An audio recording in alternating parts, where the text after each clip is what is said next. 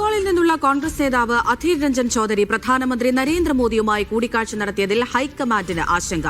കോൺഗ്രസുമായി അകന്നു നിൽക്കവെയുള്ള കൂടിക്കാഴ്ചയിൽ പാർട്ടി നേതൃത്വത്തിന് കടുത്ത അതൃപ്തിയുണ്ട്. കൂടിക്കാഴ്ചയുടെ വിശദാംശങ്ങൾ അധീർ രഞ്ജൻ ചൌധരി പാർട്ടിയെ അറിയിച്ചിരുന്നില്ല.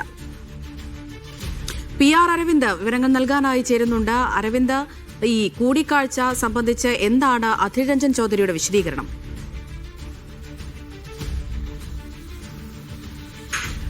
അമൃത, ബംഗാൾ ഭാഷ സംസാരിക്കുന്നവർക്ക് നേരെ ഉണ്ടാകുന്ന അതിക്രമങ്ങളെക്കുറിച്ചാണ് പ്രധാനമന്ത്രി നരേന്ദ്രമോദിയുമായി കൂടിക്കാഴ്ചയിൽ പങ്കുവച്ചതെന്നാണ് കോൺഗ്രസ് നേതാവ് അധീർ രഞ്ജൻ ചൌധരി വ്യക്തമാക്കിയത്. പക്ഷേ കോൺഗ്രസ് ദേശീയ നേതൃത്വം അടക്കം വലിയ രീതിയിൽ ആശങ്കയാണ്. കാരണം അധീർ രഞ്ജൻ ചൌധരിയും ദേശീയ നേതൃത്വവും അല്പം അകൽച്ചയിലാണ് ഇപ്പോൾ ഉള്ളത്. ബംഗാളിൽ അടുത്ത വർഷം മാർച്ചോടുകൂടി തെരഞ്ഞെടുപ്പ് നടക്കാൻ പോവുകയാണ്. CPM അടക്കമുള്ള പാർട്ടികളുമായി ചർച്ചകളും പുരോഗമിക്കുന്ന ഒരു വേളയിലാണ് അധീർ രഞ്ജൻ ചൌധരി പ്രധാനമന്ത്രിയുടെ കൂടിക്കാഴ്ച നടന്നിരിക്കുന്നത്. കൃത്യമായി ദേശീയ നേതൃത്വവുമായി അഭിപ്രായം ചോദിക്കാതെയോ അല്ലെങ്കിൽ ഈ കൂടിക്കാഴ്ചയുടെ വിവരങ്ങൾ ദേശീയ നേതൃത്വത്തെ അറിയിച്ചിട്ടില്ല എന്നതാണ് ഈ വിഷയത്തിന്റെ വ്യാപ്തി കൂടുതൽ വർദ്ധിപ്പിച്ചിരിക്കുന്നത്. അതേസമയം ഈ വിഷയത്തിൽ പരസ്യ പ്രതികരണങ്ങളിലേക്കൊന്നും കോൺഗ്രസ് ഇപ്പോൾ കടക്കാൻ ആഗ്രഹിക്കുന്നില്ല. കാരണം ഇതൊരു ചർച്ചാ വിഷയമായാൽ അത് കോൺഗ്രസിനെതിരെ ഒരു പ്രചാരണമായുധമാക്കാൻ BJP ശ്രമിച്ചേക്കുമെന്നതാണ് ഹൈക്കമാൻഡിനെ വലയ്ക്കുന്നത്. എന്തായാലും അധീർ രഞ്ജൻ ചൌധരിയുമായി ഒരുപക്ഷെ നേരിട്ട് സ്വകാര്യ സംഭാഷണത്തിൽ കോൺഗ്രസ് നേതാക്കൾ ഇക്കാര്യങ്ങൾ ആവശ്യപ്പെട്ടേക്കും.